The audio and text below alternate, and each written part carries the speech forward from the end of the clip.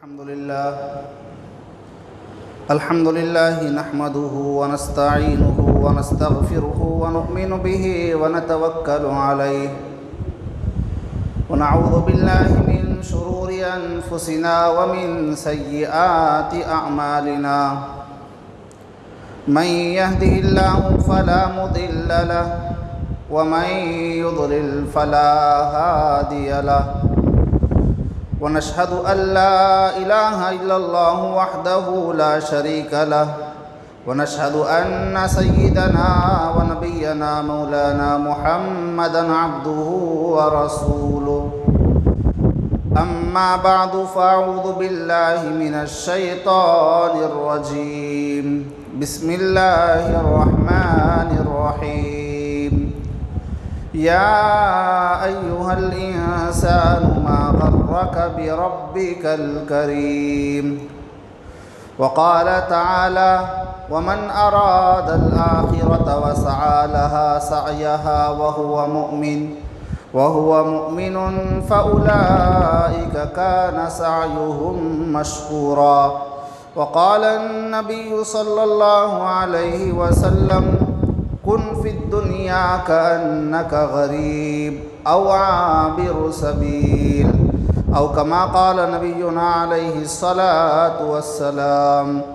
رب اشرح لي صدري ويسر لي أمري واحلل عقدة من لساني يفقه قولي اللهم صل على سيدنا مولانا محمد وعلى آله وأصحابه وبارك وسلم. محترم معزز سامعین،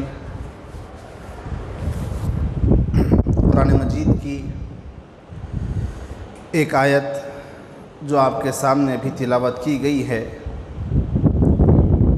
جس میں اللہ رب العزت نے انسان کو اس دنیا کی حقیقت اور اس دنیا کی رنگینیوں اور اس دنیا کے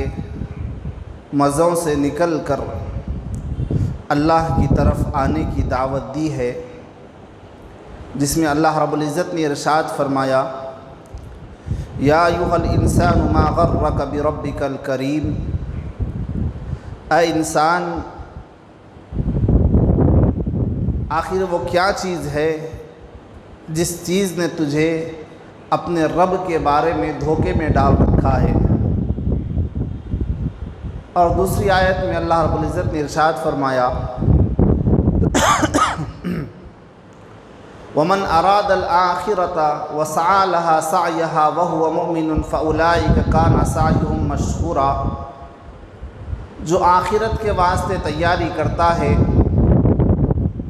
اور اس کی نیت بھی آخرت ہی کی ہوتی ہے، تو پھر اللہ رب العزت اس کی محنتوں کو قبول فرماتے ہیں اور آخرت میں اس کا بدلہ دیا جاتا ہے. دنیا کی حقیقت اس سے زیادہ کچھ نہیں ہے کہ دنیا صرف ایک امتحان گاہ ہے جہاں پر ہمیں امتحان دینا ہے. اسی واسطے رسول اللہ صلی اللہ علیہ وسلم نے ارشاد فرمایا کہ کن فی الدنیا کأنک غریب، کہ تم دنیا میں ایسے زندگی گزارو جیسے کہ تم مسافر ہو، او عابر سبیل، یا پھر کوئی راستہ اجنبی ہو یا پھر کوئی راستہ گزرنے والے مسافر ہو. کأنک غریب، گویا کہ تم اجنبی ہو، او عابر سبیل، یا پھر کوئی مسافر ہو، کہ جس طریقے سے کوئی مسافر چلنے والے راستے میں آنے والی چیزوں میں اپنے آپ کو مشغول کر کے اپنی منزل کو نہیں بھولتا،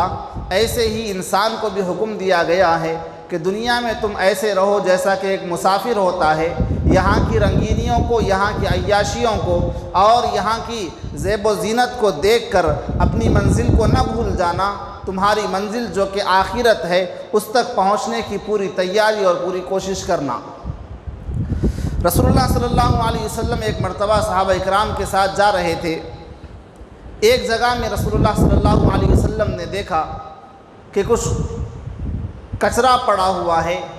رسول اللہ صلی اللہ علیہ وسلم نے صحابہ سے بلایا اور بلا کر دریافت کیا اور پوچھا کہ میرے صحابہ بتاؤ اس کچرے کا جو ڈھیر ہے، جو کوڑا کرکٹ پھینکنے کی جو جگہ ہے، یہ جو گھوڑ ہے اس کی کیا حیثیت ہے؟ صحابہ اکرام نے فرمایا کہ اللہ و رسولہ اعلم، اللہ اور اس کے رسول ہی بہتر جانتے ہیں۔ رسول اللہ صلی اللہ علیہ وسلم نے ارشاد فرمایا، اے میرے صحابہ، دنیا کو اس کی تمام خوبصورتیوں کے ساتھ، ایسا نہیں کہ کسی جنگل وغیرہ کو، فرمایا کہ دنیا میں جتنی عمارتیں ہیں، بہترین سے بہترین عمارت، قیامت تک آنے والی ایک سے ایک خوبصورت عمارت، اور قیامت تک آنے والا ایک سے ایک خوبصورت پارک، قیامت تک آنے والا ایک سے ایک خوبصورت گارڈن، قیامت تک آنے والی ایک سے ایک اچھی خوبصورت سٹی اور شہر، قیامت تک آنے والی تمام چیزیں، بننے والی تمام چیزیں، ان تمام چیزوں کو بھی لا کر کھڑا کر دیا جائے تو اس دنیا کی حیثیت اس کوڑے اور کرکٹ سے زیادہ نہیں ہے، اس کچرے سے زیادہ نہیں ہے۔ تو رسول اللہ صلی اللہ علیہ وسلم نے فرمایا کہ دنیا کی حیثیت اللہ کے نزدیک اگر مچھر کے پر کے برابر بھی ہوتی تو اللہ رب العزت کسی کافر کو پانی کا ایک گھونٹ نہ دیتا۔ اللہ کی کوئی حیثیت، اللہ کے نزدیک اس دنیا کی کوئی حیثیت ہے ہی نہیں۔ جس طریقے سے کھانا کھانے کے بعد میں بچا ہوا کھانا، سڑا ہوا کھانا، بیکار گلا ہوا کھانا باہر لے جا کر پھینکنے کے بعد میں انسان کو فکر نہیں ہوتی کہ اس کھانے کو کون کھا رہا ہے، کتا کھا رہا ہے یا پھر کوئی بد جانور کھا رہا ہے یا پھر کوئی اور درندہ کھا رہا ہے، جس طریقے سے انسان کو اس پھینکے ہوئی چیز کی کوئی حیثیت اور کوئی اس کی فکر نہیں ہوتی، اللہ رب العزت کو بھی اس دنیا کی کوئی فکر نہیں ہے۔ جس طریقے سے کوڑے اور کرکٹ کی انسان کے اندر، کوڑے کی اور کچرے کی انسان کے پاس جو قیمت ہے، اللہ رب العزت کے نزدیک اس کوڑے کرکٹ اور اس کچرے سے زیادہ کم قیمت اس دنیا کی ہے۔ اسی واسطے دنیا سے بچ کر نکلنے کو زہد کہا گیا۔ بچ کر نکلنے سے مراد یہ نہیں ہے، پہلے ہی وضاحت کر دوں، کہ آپ کمائیں بھی نہیں، کھائیں بھی نہیں، پیے بھی نہیں، اچھا پہنے بھی نہیں، اچھا رہیں بھی نہیں، یہ نہیں ہے۔ زہد فی الدنیا کہتے ہیں، چیز تو دنیا از خدا غافل بدن۔ مولانا جلال الدین رومی رحمۃ اللہ علیہ کا یہ شعر اچانک یاد آیا۔ فرماتے ہیں کہ دنیا کیا ہے؟ دنیا اللہ سے غافل ہو جانے کا نام ہے۔ بڑی بڑی عمارتیں بنا لینا دنیا نہیں ہے، بڑے بڑے کاروبار کھڑے کر لینا دنیا نہیں ہے، اچھے اچھے کپڑے پہن لینا دنیا نہیں ہے، اچھی اچھی گاڑیاں خرید لینا دنیا نہیں ہے۔ چیز تو دنیا از خدا غافل بدن، دنیا تو یہ ہے کہ انسان اس دنیا میں پڑھ کر اللہ کو بھول جائے، یہ دنیا ہے۔ اور اسی چیز سے منع کیا گیا ہے کہ تم دنیا میں پڑھ کر اللہ کو کہیں نہ بھول جانا، اس دنیا کی رنگینیوں میں پڑھ کر، اس دنیا کی عیش و عشرت میں پڑھ کر، اس دنیا کی زیب و زینت میں پڑھ کر کہیں اللہ کو نہ بھول جانا، اتنا اس میں اندر نہ پھنس جانا کہ تمہیں یہ بھی خیال نہ رہے کہ میں یہ جو دنیا کما رہا ہوں یہ حلال ہے یا حرام ہے، اس سے اللہ راضی ہوتا ہے یا اللہ ناراض ہوتا ہے، یہ سب چیزیں بھول کر صرف اور صرف دنیا کمانا تمہارا مقصد نہ بن جائے۔ دنیا میں اتنا زیادہ اپنے آپ کو جو ہے نا ڈبو نہ دینا کہ اللہ کی رضا اور ناراضگی کا بھی تمہیں خیال نہ رہے۔ حضرت تقی عثمانی صاحب دامت برکاتہم نے ایک بہترین مثال دی۔ رسول اللہ صلی اللہ علیہ وسلم نے فرمایا کہ دنیا کی حیثیت صرف ایک کچرے کی طرح ہے، کچرے کے ڈھیر کی طرح ہے جہاں پر کوڑا کرکٹ پھینکا جاتا ہے۔ اس کے تعلق سے حضرت فرماتے ہیں کہ ایک مرتبہ میں سفر میں تھا، میں نے ایک چیز دیکھی عجیب و غریب۔ دیکھا کہ ایک سفر میں جا رہا ہوں، کسی راستے میں گیا، وہاں پر ایک جگہ پوری بستی والوں کا کچرا پھینکا ہوا تھا اور اتنی زیادہ گندی بدبو وہاں سے آ رہی تھی کہ وہاں سے گزرنا مشکل ہو رہا تھا۔ لیکن میں نے دیکھا، حضرت فرماتے ہیں کہ میں نے دیکھا کہ اس ڈھیر کے درمیان میں، اس کچرے کے ڈھیر کے درمیان میں ایک آدمی ہے جس کو اس گھوڑ میں، جس کو اس کچرے میں ایک ہڈی مل گئی ہے اور وہ اس ہڈی کو نکالنے کی کوشش کر رہا ہے۔ ادھر سے ایک کتا آیا اور اس نے اس ہڈی کو کھینچنے کی کوشش کی، اب ادھر سے کتا کھینچتا ہے، ادھر سے انسان کھینچتا ہے، آخر میں ہوتے ہوتے بہت دیر کے بعد میں اس آدمی نے اس کتے کو مار کر بھگا دیا۔ حضرت فرماتے ہیں کہ میں نے جب غور سے دیکھا کہ بھئی یہ تو ایسی جگہ ہے جہاں سے گزرنا ہمیں دل نظر نہیں آ رہا، ہمیں پسند نہیں آ رہا، جہاں پر ہم ٹھہرنا پسند نہیں کرتے، یہ اللہ کا بندہ اس گھوڑ کے درمیان میں کھڑا ہوا ہے اور اس گھوڑ میں گری ہوئی ہڈی کو اٹھا کر جو ہے نا حاصل کرنا چاہتا ہے، جب غور سے دیکھا تو پتہ چلا کہ یہ انسان عام انسان نہیں ہے بلکہ پاگل انسان ہے۔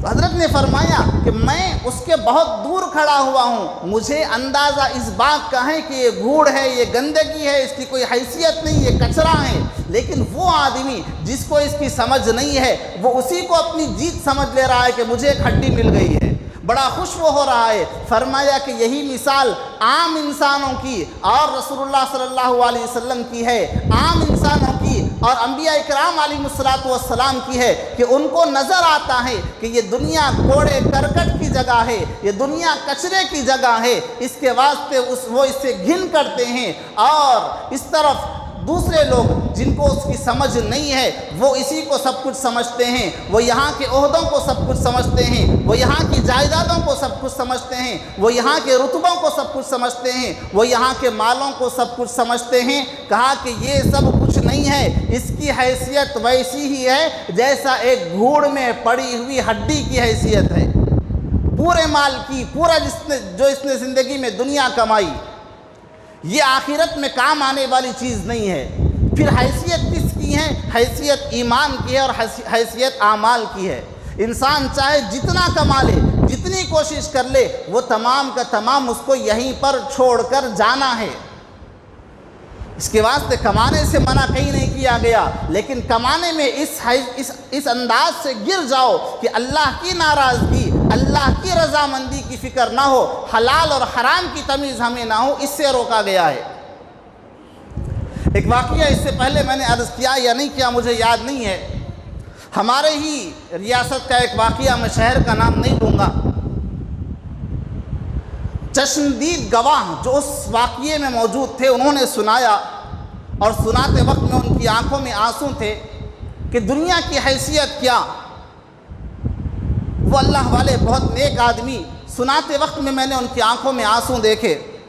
اپنا واقعہ سنا رہے ہیں، وہ ان کے محلے میں پیش آیا ہوا واقعہ سنا رہے ہیں کہ ہمارے محلے میں ایک مالدار صاحب جنہوں نے اپنی پوری زندگی دوسرے ملک میں سعودی عرب میں رہ کر کماتے ہوئے گزار دی تاکہ میں اپنے بچوں کے واسطے کچھ مستقبل بناؤں، اپنے بچوں کا کچھ فیوچر بناؤں۔ کہتے ہیں کہ کئی سال گزر جاتے تھے، وہ واپس نہیں آتے تھے، بس ادھر ہی رہ گئے۔ بچے بلا رہے ہیں کہ ابا جان آؤ، بیوی بلا رہی کہ آؤ، تو نہیں بھی، آنے جانے میں 1,00,000 2 لاکھ کا خرچ ہو جاتا، اور میں پیسوں کو بچا لیا تو میرے بچوں کا فیوچر بن جائے گا۔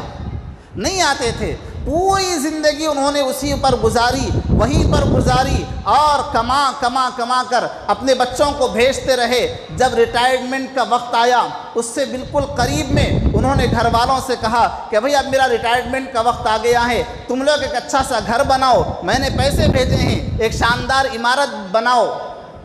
ایک بنگلہ بناؤ، میں آنے والا ہوں، پھر رہوں گا، پھر بچوں کے شادیاں ہوں گی۔ ان کے آنے سے پہلے گھر بن گیا۔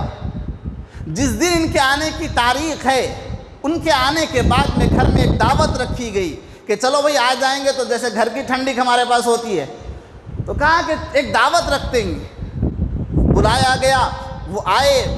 اتفاق اللہ رب العزت سمجھانا چاہتا ہے دنیا والوں کو کہ ان چیزوں کو دیکھ کر عبرت حاصل کرو۔ وہ بیچارے بیٹھے تو وہاں سے صحیح حالت میں، صحت کی حالت میں، لیکن جیسے ہی ان کا پلین ہندوستان میں اترا، ہمارے شہر میں اترا، ہمارے ملک میں اترا، ہماری ریاست میں اترا، باہر آنے سے پہلے ہارٹ اٹیک آ گیا۔ دواخانے کو لے جانے کی نوبت نہیں آئی، انتقال ہو گیا۔ کون سا مال اپنے ساتھ لے گئے؟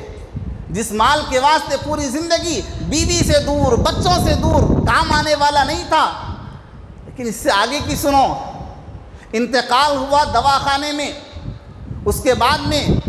جن کا انتقال ہوا ہے، ان کے بھائی کہتے ہیں، ان کی بیوی کہتی ہے کہ میرے شوہر نے بڑی محنتوں کے ساتھ اس گھر کو بنایا تھا، میں یہ چاہتی ہوں کہ میرے شوہر کا جنازہ میرے اس نئے گھر سے نکلے۔ بچے سامنے آ کر کھڑے ہو گئے کہ نہیں، نیا گھر ہے، ہم اس کے اندر کسی مردے کو نہیں لا سکتے۔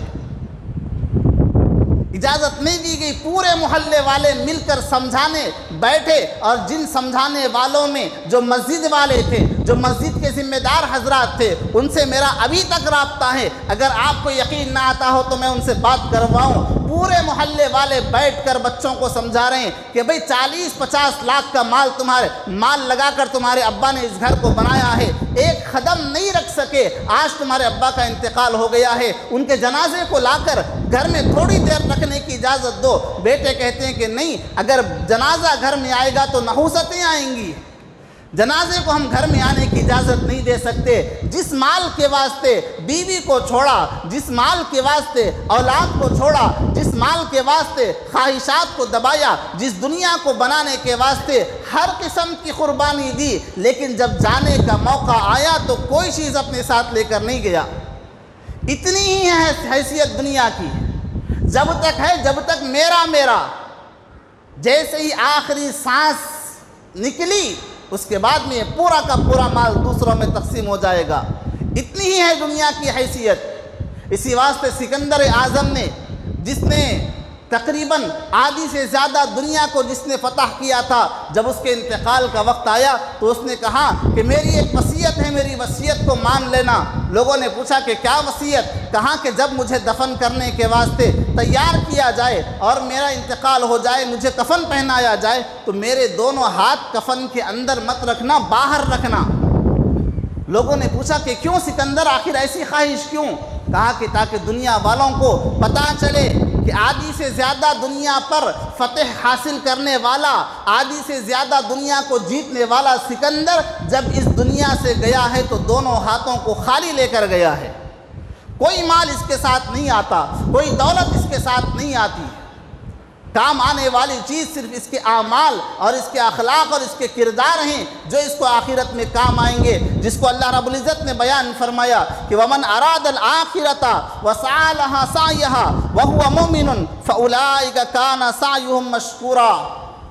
اللہ فرماتا ہے کہ جو آخرت کی تیاری کرے گا، ہم اس کے واسطے اس کی تیاری کو، اس کی محنت کو ہم ایسے بچا کر رکھیں گے، آخرت میں اٹھا کر اس کی پوری محنت کا بدلہ دیا جائے گا۔ والباقیات الصالحات خیر عند ربک۔ اے لوگوں، جس دنیا کو تم استعمال کرنے میں لگے ہوئے ہو، جس دنیا کے واسطے، جس دنیا کے خواہشات کے واسطے، جس دنیا کے مزوں کے واسطے اللہ کو بھول کر بیٹھے ہو، یاد رکھو اس کا مزہ تمہیں ہمیشہ آنے والا نہیں ہے۔ چند لمحوں کی عیاشیاں ہیں، چند لمحوں کے مزے ہیں، چند لمحوں کا بس مزہ ہے، جب یہ گزر جائے گا، لیکن اس مزے کو حاصل کرنے کے واسطے اگر تم نے غلط طریقہ اختیار کیا، اگر تم نے اللہ کو ناراض کیا، مال کو کمانے میں اللہ کو ناراض کیا، مال کو کماتے وقت میں عبادات کو چھوڑ کر اللہ کو ناراض کیا، یاد رکھو مال ختم ہو جائے گا، عمارتیں ختم ہو جائیں گی، بلڈنگیں ٹوٹ جائیں گی، لیکن یاد رکھو جو تم نے اللہ کی نافرمانی کی ہے اس کا گناہ تمہارے اوپر باقی رہ جائے گا۔ اس کے واسطے دنیا کو کمانے کے واسطے اللہ کو ناراض نہیں کرنا ہے، دنیا کو کمانے کی فکر میں اتنا پڑ کر کہ ہر چیز کو چھوڑ کر صرف اور صرف دنیا کے پیچھے پڑے ہوئے ہیں اور آخرت کو بھولے بیٹھے ہیں۔ فرمایا کہ نہیں، اگر تم نے یہ کیا تو یاد رکھو پھر تمہاری آخرت تو تباہ ہو جائے گی، دنیا بھی تباہ ہو کر رہے گی۔ اسی واسطے رسول اللہ صلی اللہ علیہ وسلم نے ارشاد فرمایا کن فی الدنیا کأنک غریب، دنیا میں ایسے زندگی گزارو جیسے کہ تم اجنبی ہو، او عابر سبیل، یا پھر ایسے زندگی گزارو جیسا کہ ایک مسافر ہے، راستہ گزرنے والا، وہ یہ نہیں دیکھا کرتا کہ میں اس شہر سے گزر رہا ہوں، جاتے جاتے راستے میں اس کو ایک درخت نظر آ گیا تو اس کی فکر میں نہیں رہتا کہ اس درخت کو کس طریقے سے کاٹا جائے، اس درخت کو کس طریقے سے سجایا جائے، وہ تو یہ سوچتا ہے کہ میری منزل تو آگے ہے، آخرت کی میری منزل ہے، وہ دنیا کے پیچھے پڑا نہیں رہتا، وہ دنیا کے مزوں میں پڑا نہیں رہتا۔ لیکن اتنی تمام بات کے بعد میں یہ نہ سمجھ لینا کہ ہم یا پھر حضرات علماء اکرام اس بات سے آپ کو منع کر رہے ہیں کہ آپ مت کماؤ، گھر مت بناؤ، اچھی گاڑی مت خریدو، اس سے کہیں منع نہیں کیا گیا ہے، بلکہ کمانے والے کی تو تعریف کی گئی ہے۔ اللہ رب العزت کو وہ ہاتھ بہت پسند ہے جو محنت کی وجہ سے گندے ہوتے ہیں، محنت کرنے کی وجہ سے جو جن ہاتھوں پر میل لگ جاتا ہے، اللہ رب العزت کو اس میل کی خوشبو اور اس میل کو اللہ رب العزت کے نزدیک مشک اور عنبر سے زیادہ اللہ کے پاس وہ میل قیمتی ہوتا ہے۔ کمانے سے منع نہیں کیا گیا، لیکن منع جو کیا گیا ہے اس بات سے کہ کمانے میں اتنا پڑ گئے کہ اللہ کو بھی بھول گئے، اللہ کے رسول کو بھی بھول گئے، اس سے منع کیا گیا ہے۔ تو دنیا کی حقیقت کے تعلق سے آپ کے سامنے بات آ رہی تھی۔ حضرت سلیمان ابن حرب رحمۃ اللہ علیہ ایک بہت بڑے اللہ والے گزرے ہیں، دنیا کی حقیقتوں کو کیسے مثالوں کے ساتھ اولیاء اللہ نے آپ ہمارے سامنے بیان کیا، اللہ نے کیسے بیان کیا، رسول اللہ صلی اللہ علیہ وسلم نے کیسے بیان کیا۔ سلیمان ابن حرب رحمۃ اللہ علیہ بہت بڑے اللہ والے گزرے ہیں۔ ہارون رشید ایک مرتبہ بیٹھے ہوئے تھے، وہ بھی نیک بادشاہ تھے، ان کو پیاس لگی پانی کی، بہت تیز پیاس لگی، خادم سے بلا کر کہا کہ بھئی جلدی سے پانی کا انتظام کرو، پانی پلاؤ۔ خادم پانی لے کر آیا، بہت شدت کی پیاس لگی تھی، ہارون رشید پانی پینے کے واسطے ایسے ہی گلاس اپنے منہ کے قریب لے گئے، سلیمان ابن حرب نے ہاتھ پکڑا اور پکڑ کر کہا کہ بادشاہ سلامت ایک سوال کرتا ہوں، اس کے بعد میں پانی پی لینا۔ کہا کہ سلیمان جلدی سوال کرو، مجھے پانی کی بہت پیاس لگی ہے، بڑی شدت کے ساتھ پیاس لگی ہے، میرا حلق سوکھا جا رہا ہے۔ پوچھا کہ بادشاہ سلامت آپ اتنی بڑی زمین کے بادشاہ ہیں، آپ اتنی بڑی زمین کے مالک ہیں، میرا ایک سوال ہے کہ آپ کو پیاس لگی ہے اور آپ پانی پینا چاہتے ہیں، آپ یہ بتائیں کہ اگر پوری دنیا میں پانی ختم ہو جائے اور آپ کو پتہ چلے کہ صرف یہ ایک گلاس پانی ہے جو بچا ہوا ہے اور یہ کسی ایک آدمی کے پاس ہے، اس پانی کو حاصل کرنے کے واسطے آپ کیا قیمت دیں گے؟ بادشاہ نے سوچا، پیاس کی شدت کو محسوس کیا اور بادشاہ نے کہا اس ایک گلاس کے واسطے میں اپنی آدھی سلطنت اور آدھی حکومت دے دوں گا۔ کہا کہ اچھی بات ہے، پی لیں۔ پی لیا۔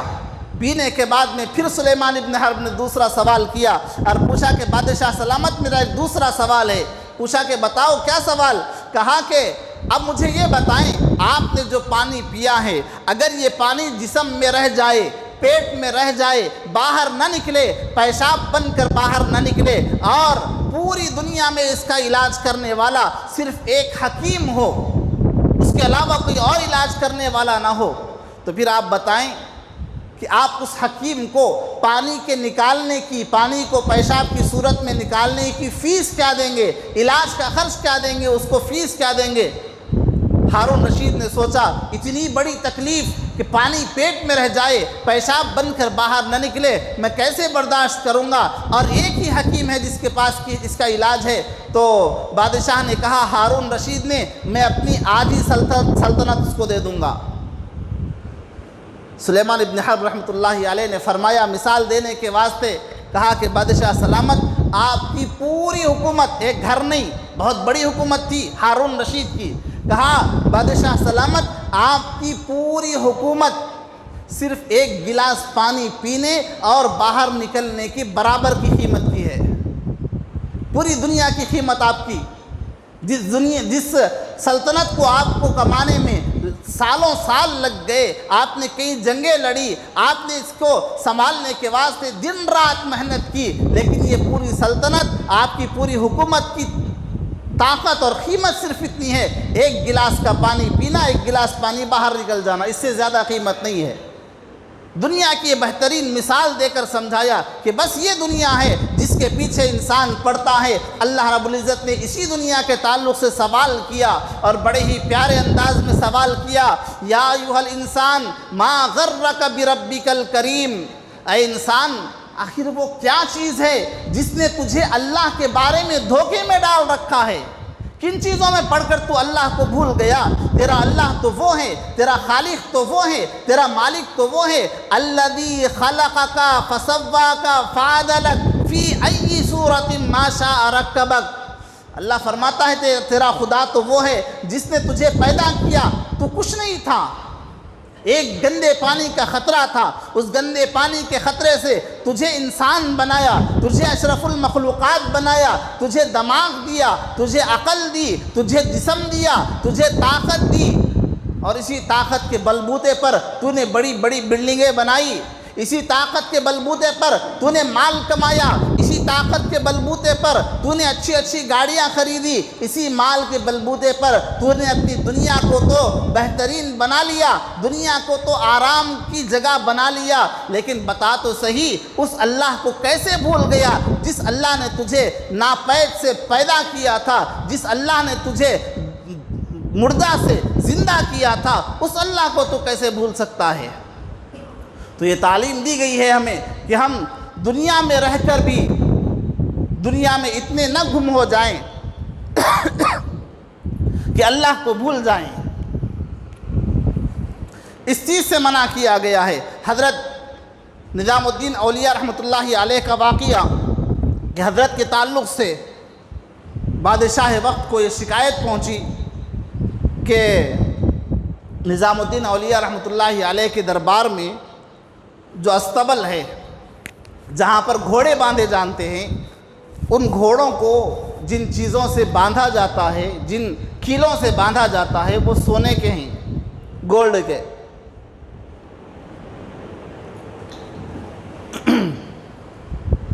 بادشاہ کو بڑا غصہ آیا کہ بھائی تقریر میں بیٹھ کے بڑا بولتے ہیں دنیا نہیں دنیا نہیں دنیا نہیں، دنیا کے پیچھے نہیں بھاگنا، اور خود دیکھے تو گھوڑوں کو باندھنے کے جو کیلے ہوتے ہیں، جو کھونٹے ہوتے ہیں، وہ کھونٹے سونے کے بنا کر رکھے ہوئے ہیں۔ پہلے تو بادشاہ کو یقین نہیں آیا، اپنے ایک وزیر کو بھیجا، وزیر جا کر دیکھا، دیکھ کر آ کر کہا کہ ہاں بادشاہ سلامت، بات تو صحیح ہے، انہوں نے گھوڑوں کو باندھنے کے جو کھونٹے رکھے ہوئے ہیں وہ بالکل سونے کے ہیں۔ بادشاہ نے پیغام لکھ کر بھیجا اور خط لکھ کر بھیجا اور اس میں سوال کیا کہ حضرت یہ کیا؟ ایک تو ولایت کا دعویٰ، ایک تو اپنے آپ کو ولی کہتے ہیں، ایک تو نیک بنتے ہیں، لوگوں کو دنیا سے بے رغبتی کی دعوت دیتے ہیں، اور خود کے استبل کے اندر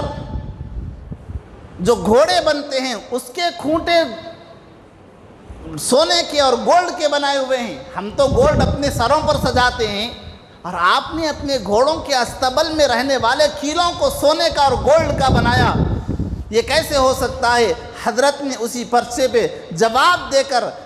لکھ کر بھیجا، اور اس میں یہ کہا کہ ہاں بے شک تم نے صحیح دیکھا ہے کہ ہم نے اپنے گھوڑوں کے استبل کے جو کھونٹے لگائے ہیں وہ سونے کے لگائے ہیں، یہ اس واسطے لگائے ہیں کہ جس چیز کی تمہارے پاس قیمت یہ ہے کہ تم اس کو اپنے تاج میں لگاتے ہو، اسی سونے کی قیمت ہمارے پاس اتنی گری ہوئی ہے کہ ہم اس کو اپنے گھوڑوں کے استبل میں لگا دیتے ہیں۔ دنیا رکھنا معیوب نہیں ہے، کمانا معیوب نہیں ہے۔ اسی واسطے رسول اللہ صلی اللہ علیہ وسلم نے ارشاد فرمایا التاجر الصدوق الامین مع النبیین والصدیقین، فرمایا کہ تجارت کرنے والا اگر امانت دار ہوگا تو کل اس کا جو حشر کیا جائے گا انبیاء اور صدیقین کے ساتھ کیا جائے گا۔ تجارت کرنا مقصود ہے، حکم دیا گیا ہے تجارت کرو، کمانے کا حکم دیا گیا ہے کہ دنیا کماؤ، لیکن دنیا کے پیچھے اتنے نہ پڑو کہ اللہ اور اس کے رسول کو بھول جاؤ، دنیا کے پیچھے اتنے نہ پڑو کہ حرام اور حلال کی تمیز کو بھول جاؤ، دنیا کے پیچھے دنیا کی عیاشیوں کے پیچھے اتنے نہ پڑو کہ حرام اور حلال کے درمیان میں تمیز چھوڑ جاؤ۔ تفریح کرو، تفریح کرنے کا تم کو موقع دیا ہے، تفریح کرنے کا اللہ نے حکم دیا ہے۔ سیرو فی الارض کہا اللہ نے، زمین میں پھرو، اللہ کی نشانیوں کو دیکھو، لیکن حرام جگہوں پر ہرگز نہ جاؤ، جہاں پر تمہاری ایمان کی غیرت کی دھجیاں اڑائی جائیں، ایسی جگہوں پر نہ جاؤ۔ پتہ چلا کہ حیدرآباد میں ہونے والا پروگرام سنڈے فنڈے مسلمان بھی بڑی شوق سے جا رہے ہیں، یہاں سے جا کر گناہ کما کر واپس آنے والے مسلمان، جہاں پر اللہ کی ناراضگیاں ہوتی ہوں، جہاں پر اللہ کو ناراض کیا جاتا ہو، جہاں پر حرام کام کیے جاتے ہوں، جہاں پر مردوں اور عورتوں کو ایک جگہ جمع کر کے ان کے دین کی، ان کے شریعت کی، ان کی غیرت کی، ان کے پردے کی دھجیاں اڑائی جاتی ہوں، وہاں پر کوئی مسلمان کیسے جا سکتا ہے؟ آپ کو گھومنا ہو، آپ پھریں، اپنے گھر والوں کے ساتھ میں جائیں، جا کر اچھی اچھی چیزوں کو دیکھیں، اللہ کی قدرت کی بڑائی بیان کریں، اللہ کی تسبیح بیان کریں، لیکن جہاں پر اللہ کی نافرمانیاں ہوتی ہوں، جہاں پر اللہ کے حکموں کو توڑا جاتا ہو، جہاں پر بے حیائی کے کام کیے جاتے ہوں، ہوں، جہاں پر میوزک پر نوجوان لڑکے اور لڑکیاں ناچتی ہوں، ایسی جگہ پر اللہ کے واسطے نہ جائیں، یہ اللہ کے عذاب کو دعوت دینے والی چیزیں ہیں، اپنے آپ کو ان چیزوں سے بچائیں۔ اللہ رب العزت ہم سب کو رسول اللہ صلی اللہ علیہ وسلم کی تعلیمات پر عمل کرنے کی توفیق عطا فرمائے، آمین۔ وآخر دعوانا